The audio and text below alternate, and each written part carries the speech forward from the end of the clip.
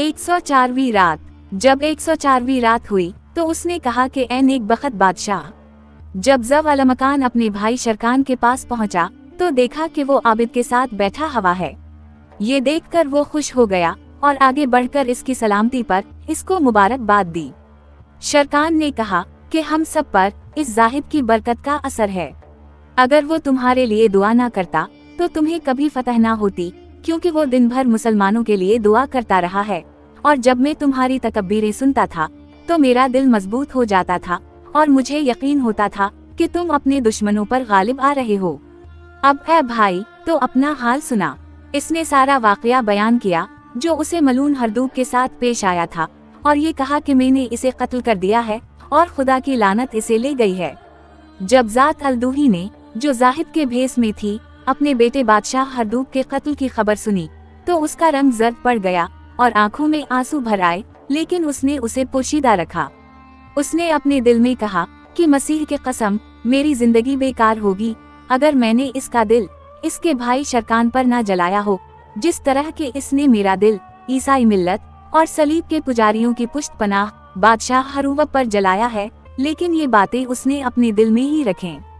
वजीर दंदान और बादशाह ज़व अलमकान और हाजिब शरकान के पास बैठे रहे और उसके लिए मरहम और मालिश बनाते रहे और उसको दवा पिलाई, यहाँ तक कि वो बहाल हो गया और वो खुश हो गए। इसकी खबर इन्होंने लश्कर को दी और सब मुसलमान इस पर खुश हो गए और कहने लगे कि वो कल हमारे साथ मुहासरे में शरीक होगा। अब शरकान ने इनसे कहा कि तुम आज लड़े हो और जंग करते करते थक गए हो, इसलिए तुम्हें चाहिए कि ज्यादा मत जागो, बल्कि अपनी अपनी जगह जाकर सो रहो। इन्होंने इसका कहना मान लिया और अपने अपने खेमों में चले गए और शरकान के पास सिवाय चंद गुलामों और बुढ़िया ज़ात अल-दूही के और कोई बाकी ना रहा। इसने बुढ़िया से कुछ बातें की और फिर सोने के लिए लेट गया और गुलाम भी लेट गए और उन पर नींद गालिब आ गई और वो मुर्दों की तरह बेहोश हो गए।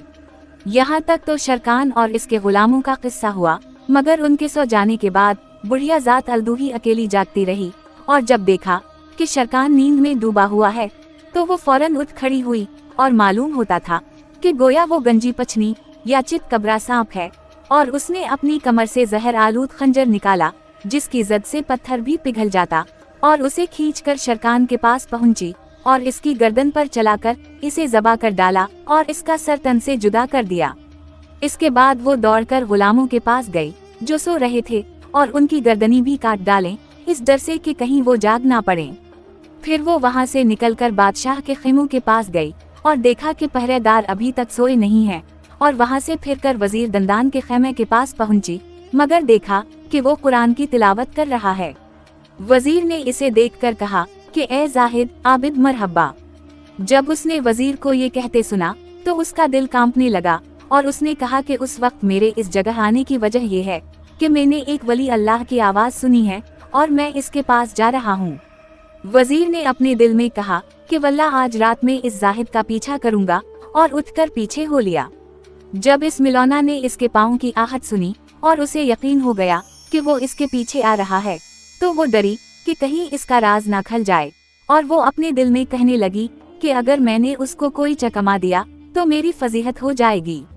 इसलिए वो दूर ही से उसकी तरफ मुखातिब होकर कहने लगी कि ए वजीर, मैं इस वली के पीछे जा रही हूँ ताकि ये देखूं कि वो कौन है। जब मुझे ये मालूम हो जाएगा तो मैं इससे तेरे लिए इजाजत मांगूंगी कि तो भी इससे मिले और तेरे पास आकर तुझे खबर दूंगी।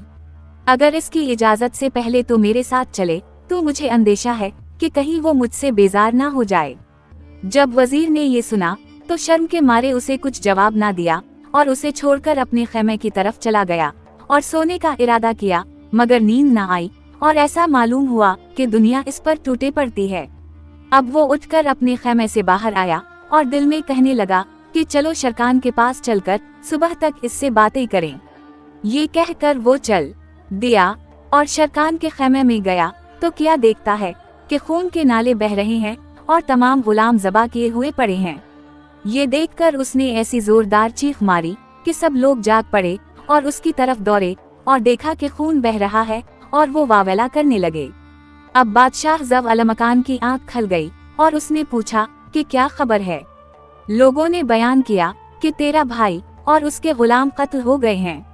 ये सुनकर वो फौरन उठ खड़ा हुआ और उसके खेमे में गया और देखा कि वजीर दंदान रो पीट रहा है और उसके भाई का जिस्म बेसर के पड़ा हुआ है। ये देखकर वो बेहोश हो गया और सारा लश्कर रोने पीटने और जब अलमकान के गर्द चक्कर लगाने लगे। जब इसे जरा होश आया तो वो धाड़े मार मार कर रोने लगा और अलहज़ा अलकयास, वजीर, रुस्तम और बहराम भी और हाजिब तो चिल्लाने और वावेला करने लगा और उसे इतना सदमा पहुंचा कि उसने वहां से जाने की इजाजत मांगी। बादशाह ने पूछा कि आखिर मेरे भाई को किसने कत्ल किया और वो जाहिद कहाँ है जो दुनिया से दस्तबरदार हो चुका है।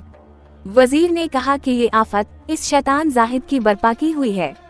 खुदा की कसम, मेरा दिल इससे शुरू से लेकर आखिर तक मुतनफ़्फ़र था, क्योंकि मैं जानता था कि रियाकारी करने वाले मकार और खबीस होते हैं। इसके बाद उसने बादशाह से सारा वाक़या बयान किया और ये कि वो इसका पीछा करना चाहता था, मगर उसने इजाज़त ना दी। अब तमाम लोग रोने पीटने लगे और खुदा से दुआ मांगी कि वो जाहिद उनके हाथ लग जाए जो मुनाफिक और नाहंजार है। इन्होंने शरकान की तजहीज़ वो तक फैन करके उसे इस पहाड़ी पर दफन कर दी और इसकी खूबियाँ याद कर करके रोने लगे। अब शहरजाद को सुबह होती दिखाई दी और उसने वो कहानी बंद कर दी जिसकी उसे इजाज़त मिली थी।